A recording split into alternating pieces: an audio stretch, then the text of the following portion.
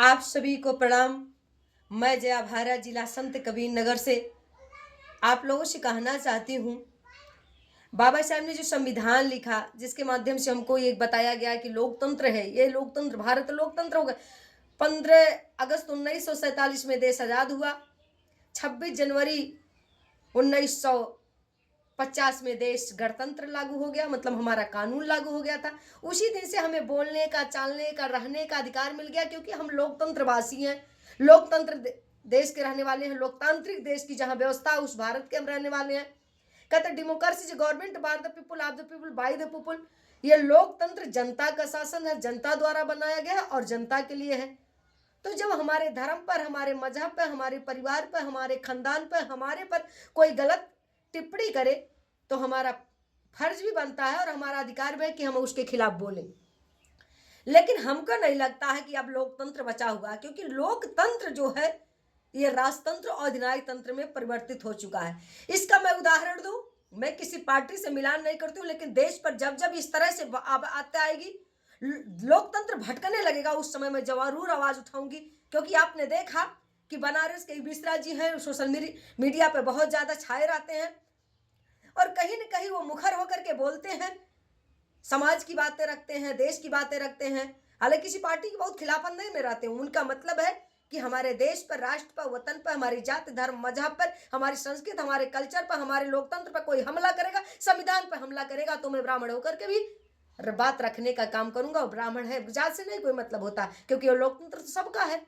यहाँ हिंदू, मुस्लिम, सिख, ईसाई सब आपस में भाई भाई और सबके लिए लोकतंत्र है। लेकिन जब उन्होंने बोला, भद्राचार्य महाराज जी ने बोला कि पाठक, चौबे, उपाध्याय, ये सब ब्राह्मण जो होते हैं नीच होते हैं, इनके यहाँ पानी पीना भी अशुद्ध हो जाता है व्यक्ति पीने से।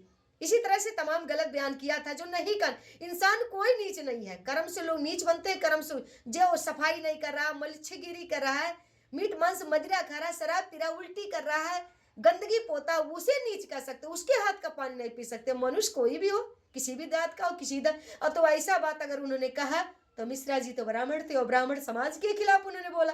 तो जी कहते हैं जिस देश जाति में जन्म लिया बलिदान उसी पर हो जाए। और उन्होंने अपने समाज की बात रखने के लिए मुखर होकर के रखा कि उनको मैं जगत गुरु नहीं अंधराचार कहूंगा, क्योंकि ऐसा इनको नरक में भी टिका।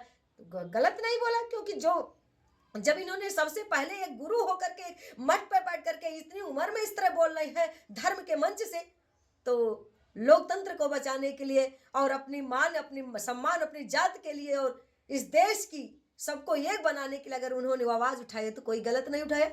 लेकिन तमाम लोगों को खल गया और मुकदमा कर देते हैं। मुकदमा करने के बाद एफआईआर होता है, वो जेल में चले जाते हैं। आधी रात को जेल उठा करके थाने वाले पुलिस ले जाते हैं, हले वो फिर रिहा हो गए। लेकिन एक बात मैं पूछना चाहती हूँ, किसके इशारे पर जेल किए? वही जो है धर्माचार्य, जिन्होंने इस बात को कहा, रामभद्राचार्य ने कहा था चमारों पर, यादों पर तमाम इतनी गलत बात कहा था और तब उन पर नया एफआईआर हुआ था जब उन्होंने नीच कहा था। लेकिन आज क्योंकि वो कहीं ना कहीं टच में है, तो जो टच में रहेगा उसके लिए कुछ भी नहीं, कुछ भी आवाज आ घर तो हरेबा। जो भोजपुरी में कहावत होती है कि आवाज आ घर तो हरेबा। तो भैया अगर उन्होंने कहा तो पहले तो एफआईआर उन पर होना चाहिए था, जेल उनकी होनी चाहिए। लेकिन कहीं न कहीं वो टच में है और जो टच में है उसके लिए कोई सब गलती माफ है, क्योंकि वॉशिंग मशीन लगा हुआ है, आप हलो साफ होकर के चले आ रहे हो। लेकिन जो टच से बाहर है, अपने लिए, समाज के लिए, अपने परिवार के लिए, अपने खानदान के लिए, अपने जात बिरादर के लिए, अपने उन्नत के लिए, अपने विकास के लिए लड़ाई लड़ जा रहा है, बोल दे रहा है तो वो जेल में जाएगा, क्योंकि वो टच से बाहर है। तो इससे लगता है लोकतंत्र खतरे में है, संविधान भी खतरे में है। ना लोकतंत्र आज देश में है और ना ही संविधान सुरक्षित है।